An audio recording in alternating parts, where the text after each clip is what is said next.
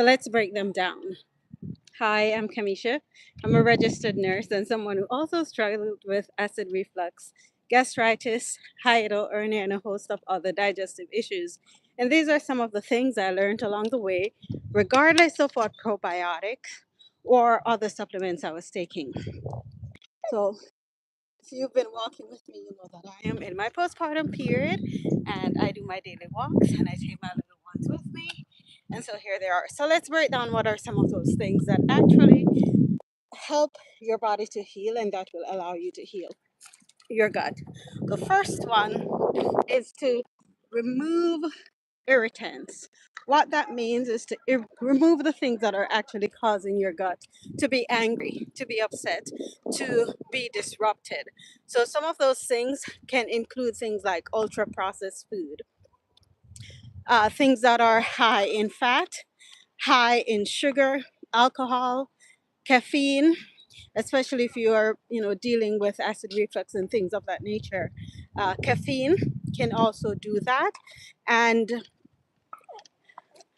uh, smoking, alcohol consumption, again, those are all things or irritants that can affect your digestive system and cause you not to see results that you would normally like to see if you're doing the things that are recommended for you to heal and you're not getting any results. So removing irritants, that's going to be the first thing. Then it's going to be adding things that are actually beneficial to your gut microbiome. So things that are going to help with reducing inflammation and healing your gut lining. Some of that, some of those things include things like probiotics and prebiotics. You can get prebiotics from things like onion, garlic, bananas, the ones that are not thoroughly ripened or that are just starting to ripen, halfway between ripe and green. Those have a lot of prebiotics. So those can help to give you that. And then eating a variety of plant foods, so fruits, vegetables, that again is going to give you not only prebiotic, but also increase the variety of bacteria that are in your gut and that are going to actually help your gut to heal. They're going to break down the fiber that you're consuming, and those fiber are going to again help with reducing inflammation and healing your gut lining. So removing irritants, number one. Number two, diversifying your fruits and vegetables and including fiber. Those are things that are going to again be important for your gut healing. Hello, hello. Thank you for hopping on. And let me share a question with you for those who are hopping on in the comments, and you can let me know what your thoughts are on these. And share with me if there are any of that you include in your regimen to help with your gut healing.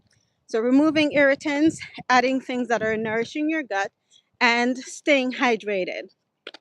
Now, hydrating is a very tricky one because you can be drinking a lot of water and you're still not experiencing improved gut health or the results that you're wanting to see. And in another video, I broke this down, so you're welcome to watch that, and I'll include that in the link after this is done. But hydrating before your meals, like 30 minutes to an hour before your meals, and then, or hydrating after your meals and not chugging a lot of water while you're eating, because that can dilute your digestive enzymes or your hydrochloric acid that you need for digestion. And so, if you're drinking a lot of fluids while you're eating, that could be a reason why you're not seeing the results that you're wanting to see, even though you're doing virtually everything that you've been told that you should do to improve your gut health. So, staying hydrated before or after your meal is going to be important. And again, these are some of the things I learned along the way while I was improving my gut health and still continue to improve my gut health. And while I was healing from acid reflux, gastritis, GERD, having hiatal hernia, and the whole 9 yards. So, removing irritants, diversifying your gut microbiome by what you eat. So, through a variety of fruits and vegetables, and including fiber. And if I didn't mention this before, fiber, even though it is amazing, it's something that you have to start slow with if you're not one who is generally um,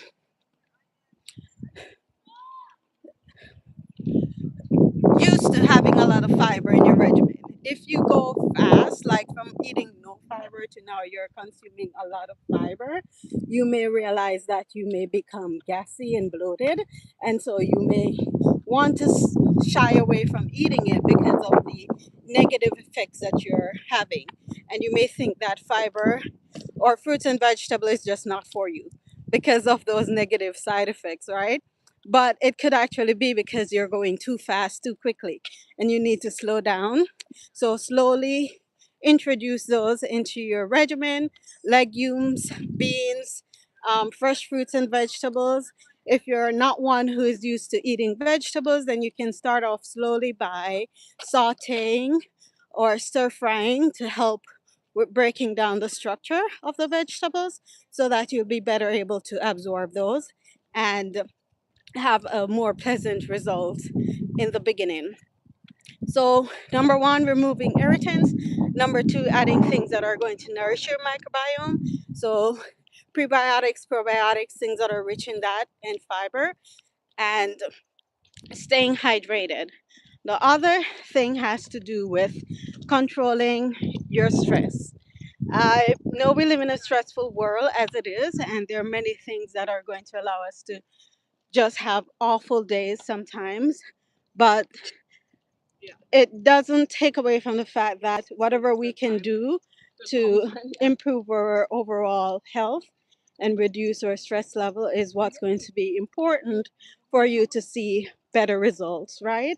So, you know your life and you know the areas that you can make adjustments so that you're not as stressed, um, and the things that you can include in your regimen as well, even during stressful times. So whether that is taking a moment to pray or taking some time to breathe, showing gratitude, being thankful for the things that you actually have. Like, there are so many things that you can do to include little moments where you are not as stressed in your day-to-day routine. And then again, like I said, you know your life best and you know the things or the areas that you can actually make adjustments to that. And I guess it's without saying that there are many factors that contribute to stress, right? Whether it's financial stress, emotional stress, physical stress, work stress, family stress, so many factors that are there to contribute to stress. But it's very important for you to assess your level of stress, assess the things that are increasing your level of stress, assessing those factors that are adding to that, and seeing where you can make those small changes to see improved results. If you've had, if you, someone's asking, if you have bad all the time, does that mean I have a bad gut? I'm sorry, I'm not clear on what it is that you're asking. So if you could repeat that, that would be fantastic. I'm sure it's something that could be beneficial to other individuals who are watching as well. So, reducing, taking away the things that are irritating your gut, for one, nourishing your gut, for two, staying hydrated, controlling your stress level. And then the fifth thing that I would focus on is sleep. Sleep. Sleep is so very important. I cannot begin to emphasize how important sleep is. And it's one of those things that are underrated. And for us adults, we feel like we should be doing everything today because there's no tomorrow and we just need to get everything done right now, right? But sleep is very important. One of the reasons for that is because repair and restoration occurs while you're sleeping. And if you're not getting sufficient sleep, your body is not going to be able to get the time it needs to allow for repairing and restoration to occur, right? So you can be doing all these fancy things, and if you have not made time for your body to rest and to actually repair with all the good things that you're doing, you could be throwing everything out the window. So, sleep, if sleep is an issue, then that's maybe an area that you need to prioritize in order to see some results. And if you're find that you're having a dysfunctional gut, then that in itself could become a vicious cycle, because poor gut health can lead to you having disrupted sleep. One of the hormones that's created in our gut is serotonin, and serotonin is important because it's the precursor for melatonin, and melatonin is what's going to help us to sleep. And so it can become a vicious cycle. And so prioritizing working on optimizing sleep is something that's going to be very beneficial in order to see some results.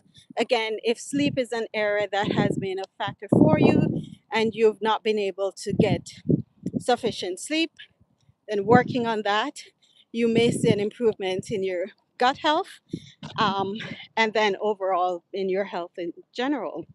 All right. So those are the 5 things that I have found to be, again, very, very beneficial, regardless of what supplements I was taking or what probiotics or other interventions I was doing or not doing. These are things that I found to be very, very very useful and very beneficial in my regimen. And those are what I wanted to share with you today as you continue to improve your gut health.